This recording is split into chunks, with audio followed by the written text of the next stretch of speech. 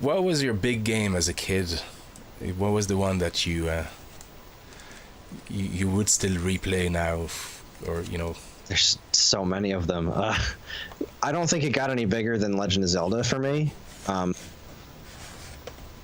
I guess I would have to say A Link to the Past, but really just kind of the build up to A Link to the Past too, because the original Legend of Zelda, first time I ever saw that was my sister had a friend over and they had brought their copy of the game over, and I don't even remember who the friend was, but I remember walking into my bedroom because we shared a room, and they were playing it in there, and just the sound of it was incredible to me. They were playing a dungeon, so it was the dungeon music that was just like, wow, that's eerie and kind of scary, and I don't know if I'm ready for that. Yeah. And so I kind of backed away from it, and eventually we got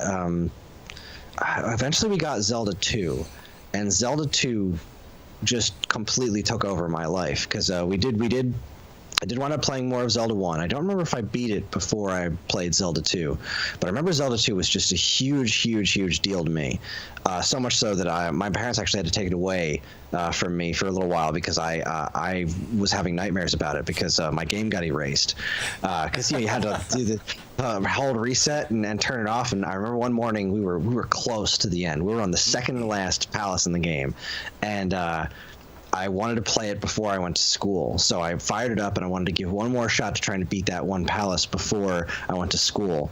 And I turned it on, and I must have not turned it off right the night before, because the game was gone. My progress was gone, and I was obliterated. I was like, I don't know what to do. And so I wound up having nightmares about that, and my parents took Zelda 2 away from me for a while. But playing Zelda 1 and just the original Zelda, and the way that captured my imagination, and then the obsession with Zelda 2 and the Zelda cartoon, all that stuff, and reading the manuals and the artwork that's involved in that, nothing else lit my imagination on fire.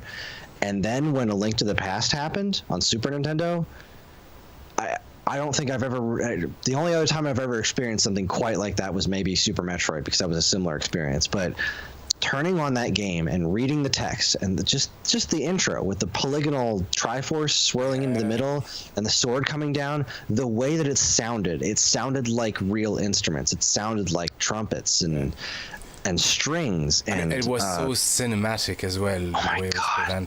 Presented. You walk outside in that rain, and you see raindrops hitting things, and like you look at it now, like, oh, that's a static image. Those raindrops are going to make that same animation no matter what they're hitting. But no, they weren't. It was actually when you're rain. A kid.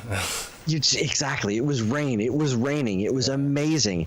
And you get your sword, and you open up you go through that whole intro thing. The first thing you do in the game is save the princess. And I'm like vibrating with excitement. But when those doors open to the sanctuary, when you save Zelda and the doors open, the rain is stopped, and the Zelda theme plays on trumpets, I absolutely lost the colors in that game. There was green grass, the flowers are moving, the trees are.